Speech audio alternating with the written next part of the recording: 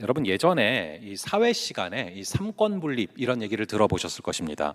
입법부, 사법부, 행정부가 있는데 서로 분리돼서 견제함으로써 권력의 남용을 막는다라는 것인데, 오늘 구절은 이스라엘의 이 사법부에 해당되는 그런 내용이죠. 여러분, 이 사법제도에서 가장 핵심이 되는 것이 뭘까요? 바로 공정성입니다. 공정하지 않다면 그것이 무슨 법제도가 되겠습니까? 특히 이 재판을 할 때는 굉장히 공정하게 해야 됩니다. 그런데 오늘 예수님의 재판을 살펴보면 이 불공정으로 가득하고 불법으로 가득한 그런 거짓된 재판 장면이 그려지고 있습니다. 이게 왜 불법이냐 하면은 목요일 저녁에 체포해서 이 밤새도록 신문을 했다라고 나오는데, 원래 법적으로 사내들인 공의회는 이 밤에 모이면 안 되고요, 밤에 모여서 한 회의는 다 무효가 됩니다. 그런데 기어코 사내들인 공의회를 새벽에 소집을 했어요. 새벽을 한 2-3시 정도라고 추정을 합니다. 그 늦은 시간에 소집을 했고요, 이 종교 지도자들 70명이 모여서 국회로 치면은 날치기로 통과를 시키려고 하고 있는 것입니다. 그래서 예수님도 목요일부터 밤새도록 이리저리 끌려다니셨지만 예수님을 죽이려고 한 자들 역시도 밤을 샜다라는 것을 우리는 알 수 있습니다. 우리 한번 오늘 본문 1절의 말씀을 다시 한번 함께 읽어보겠습니다. 자, 사내들인 공회에서 종교 지도자들이 의논을 하면서 예수의 유죄를 확정을 했는데요, 그리고 나서 예수를 결박하여 빌라도에게 넘겨줍니다. 왜 빌라도에게 넘겨주냐 하면은 아무리 사내들인 공회에서 유죄를 확정한다 할지라도 사형을 할 수 있는 그런 권한이 없습니다. 이 사형에 관한 권한은 오직 로마 총독에게만 있기 때문에 그들이 밤새 의논한 것은 어떻게 해야 이 예수를 십자가에 처형받도록 할 수 있을까, 죽일 수 있을까, 이것을 밤새도록 의논한 것입니다. 이 신명기에 보면 나무에 달려 죽은 자는 하나님께 저주받은 자다라는 구절이 있는데, 그래서 백성들로 하여금 예수님은 메시아가 아니라 하나님의 저주를 받은 자다라는 것을 각인시키고 싶어서 꼭 십자가형을 받아내고 싶었던 것이죠. 그러려면은 로마 총독에게 고발을 해야 되는데 밤새도록 의논하면서 이 죄명을 생각해낸 것입니다. 다시 한번 주목해 보길 원하는데, 예수님도 이리저리 끌려다니시면서 밤을 새셨지만 예수를 폭도들에게 넘기려고 혈안이 된 이 종교 지도자들 역시도 밤을 샜다라는 것입니다. 자신들의 비위를 건드렸다라는 이유로, 그리고 자신들의 종교적 기득권을 침범하려 든다는 이유로 그들은 예수님을 죽이기로 결심을 했는데 밤을 새면서 의논하고 혈안이 되어 있었다라는 것이죠. 우리 다시 한번 1절 한번 볼게요. 자, 여기서 새벽에 그리고 즉시라는 단어에 주목해 보시기 바랍니다. 새벽에 즉시, 열심이 대단하죠. 이 대제사장들, 장로들, 서기관들 당시 종교 지도자들이고요, 이들이 해야 될 일은 생명을 살리는 일에 앞장서야 됩니다. 그런데 예수를 결박하고 죽이기 위해서 새벽부터 자지 않고 모여서 즉시 해내고 있습니다. 참 부지런하죠. 근데 어떤 일에 부지런함을 낸 것입니까? 바로 악한 일에 부지런함을 내고 있습니다. 이게 우리의 모습일 수 있습니다. 선한 일을 하는 데는 굉장히 피곤해하면서 악한 일, 죄 짓는 일에는 정말 밤을 새면서 열심을 내고 있지 않습니까? 요즘은 특히 이 부지런함 그리고 바쁨, 이것을 숭배하는 그런 시대를 살고 있습니다.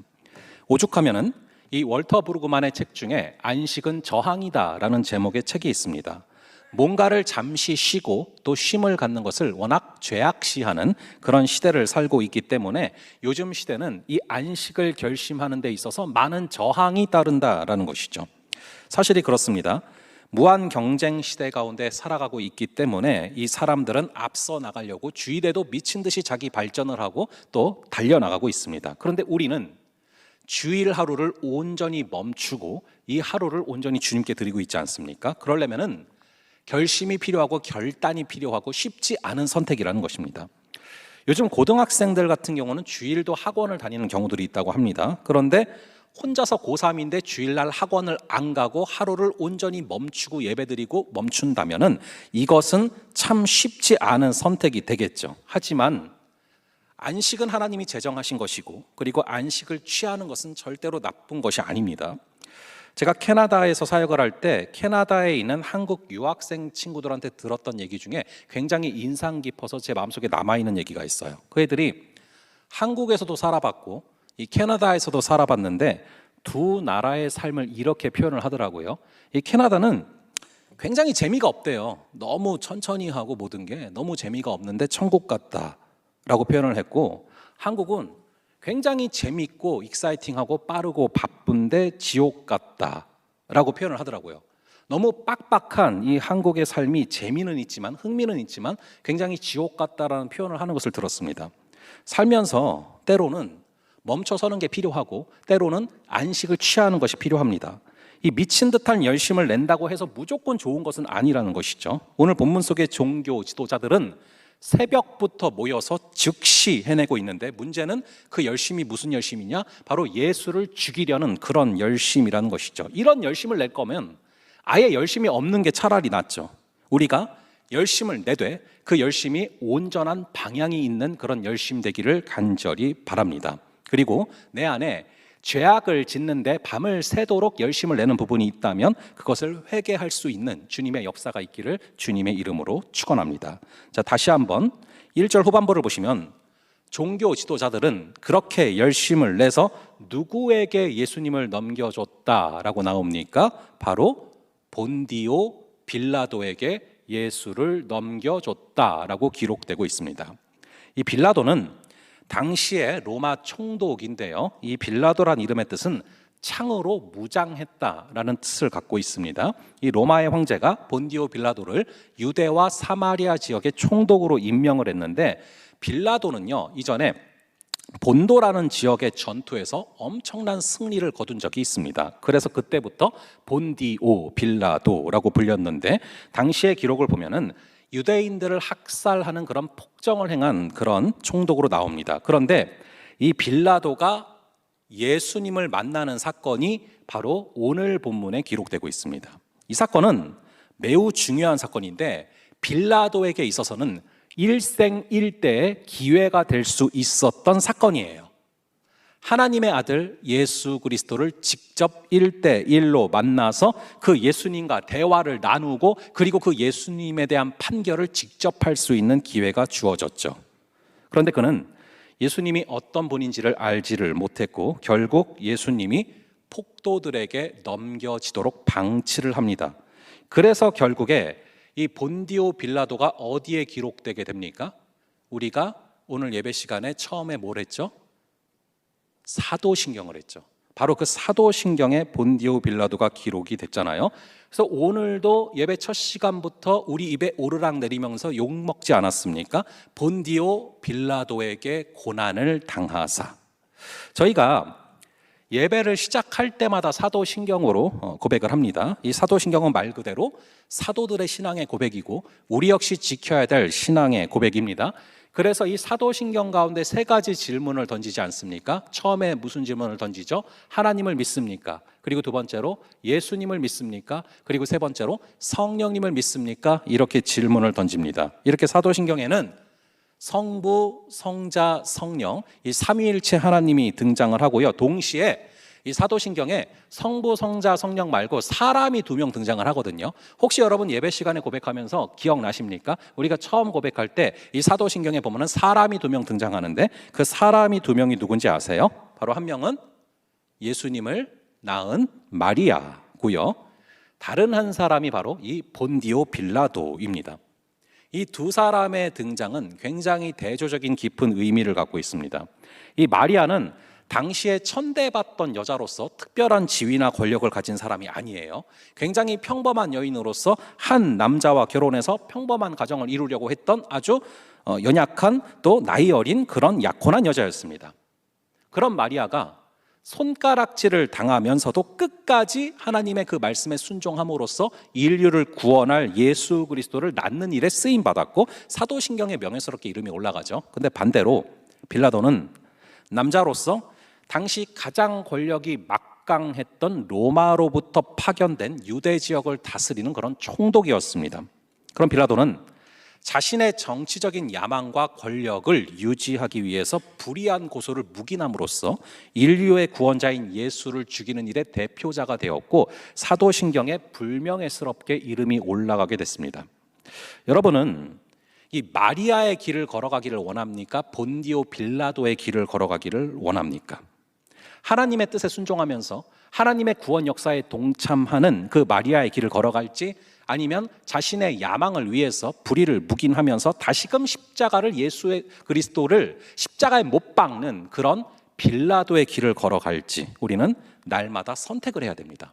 이 선택의 기로에서 마리아의 순종을 선택할 수 있는 그런 저와 여러분 되기를 간절히 바랍니다.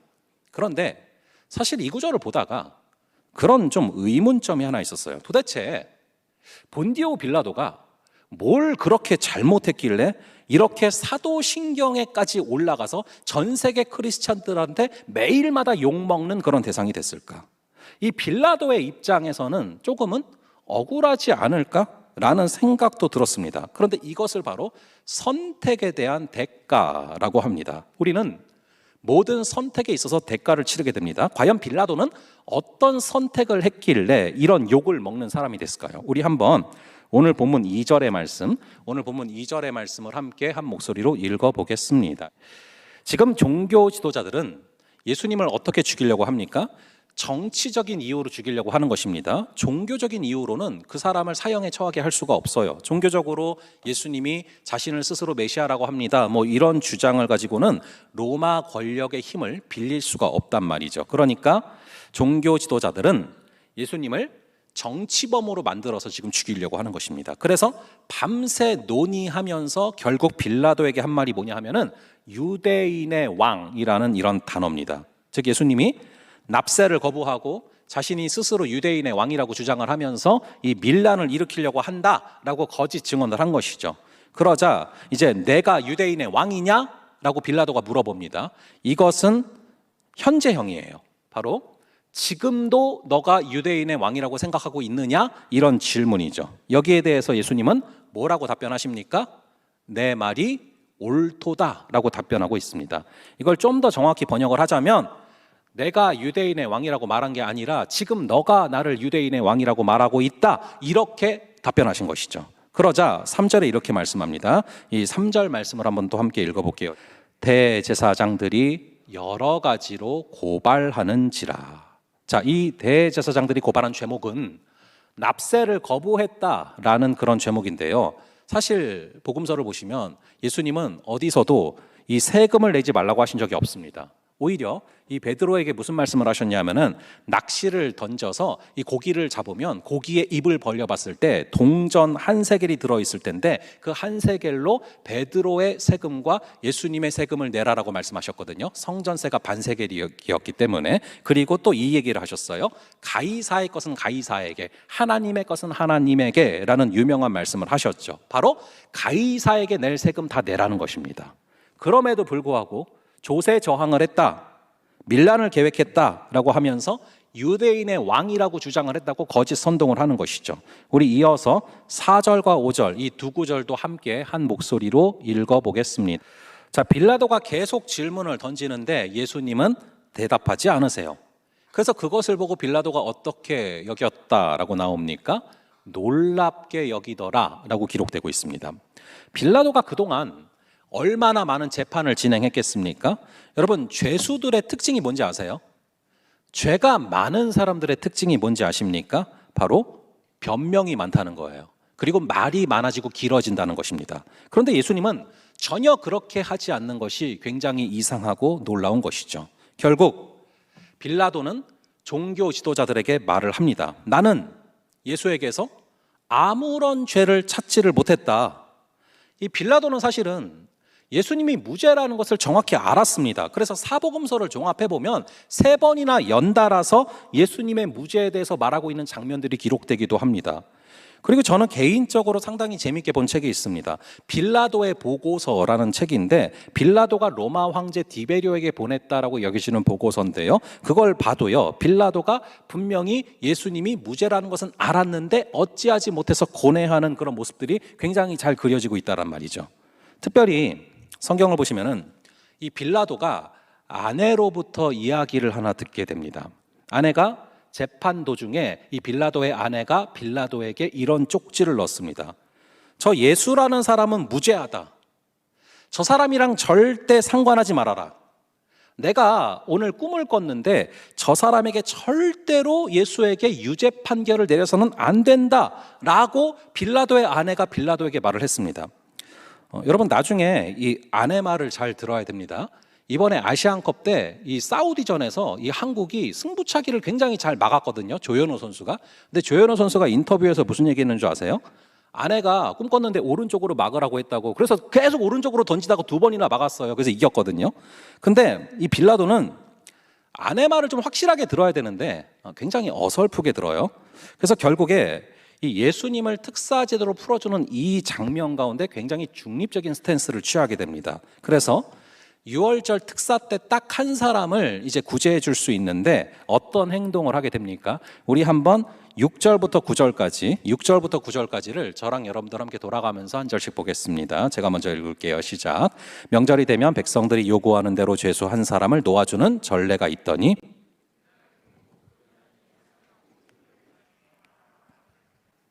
무리가 나아가서 전례대로 하여 주기를 요구한대.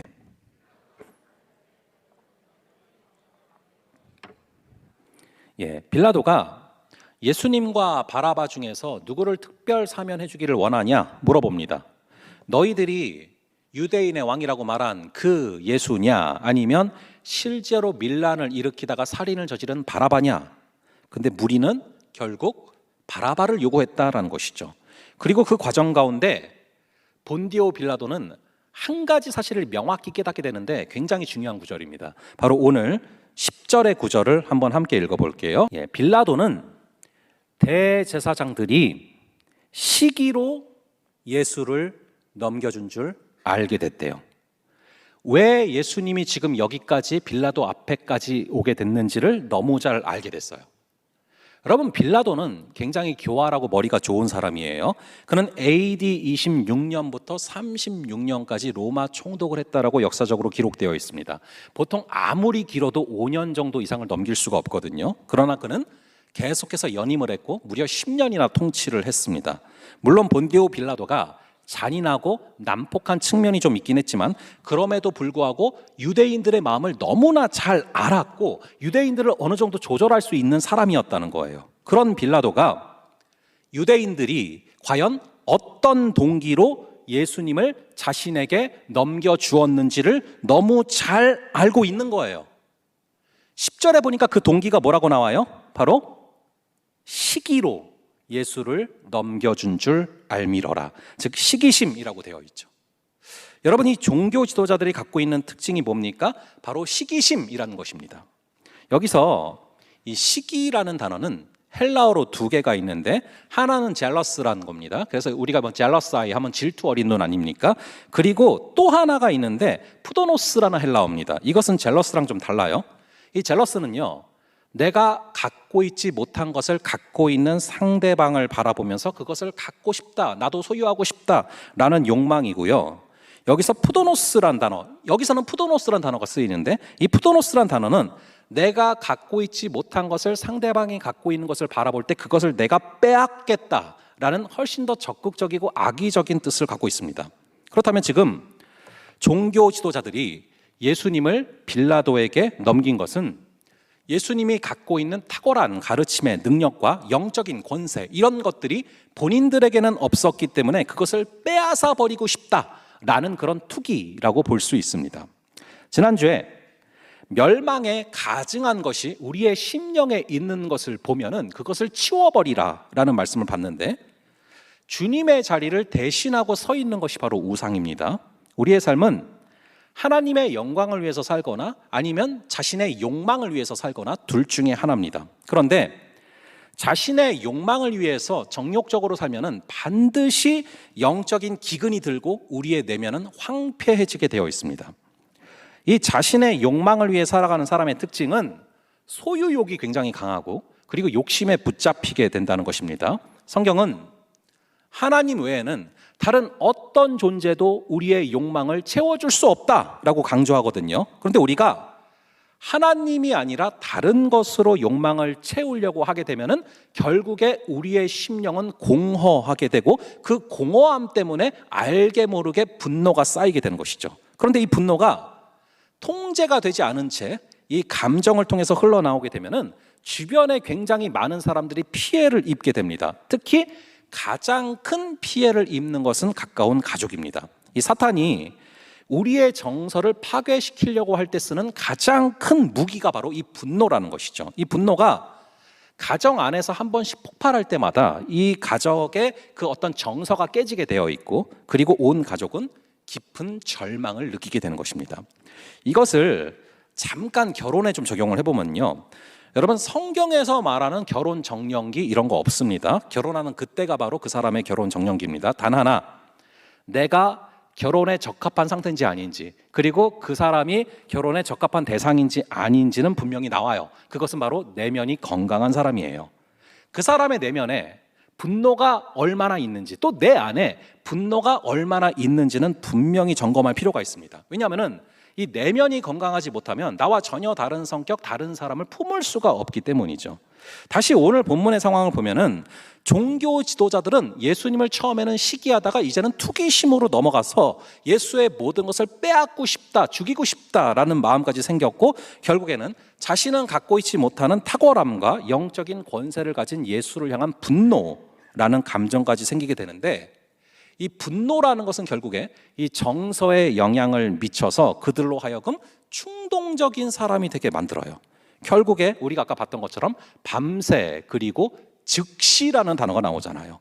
밤새 그리고 즉시 예수를 죽이려는 그런 행동을 가져온 것입니다. 그 모든 시작점은 바로 시기였고, 이 빌라도는 그것이 명확하게 보였다라는 것이죠.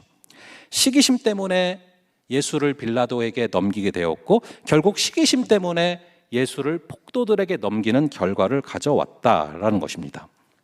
이 성경에 보면은 성령의 열매 9가지가 나오죠. 사랑, 희락, 화평, 오래 참음, 자비, 양선, 충성, 온유, 절제가 나옵니다. 그런데 성경에는 성령의 열매만 나오는 것이 아니라 육체의 열매도 정확히 나오는데, 이 육체의 열매의 대표적인 것이 바로 이 투기라는 단어입니다.